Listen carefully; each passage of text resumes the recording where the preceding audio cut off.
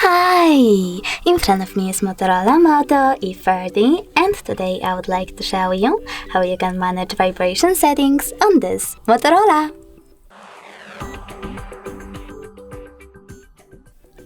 Firstly, just access settings. Then you need to click on sound section and tap on vibrate vocals. Now click on one of those options to set up the best one for your incoming calls. Never vibrate, always vibrate, or vibrate first then ring gradually. I will go with vibrate first then ring gradually. Then tap on the back button, scroll down and choose shortcut to prevent ringing. If you want to set up vibrate over here, just click on it. Now you need to go back, tap on advanced, scroll all the way down and click on the switcher next to charging sounds and vibration to switch on or off this feature, and manage touch vibrations by clicking on this switcher next to touch vibration.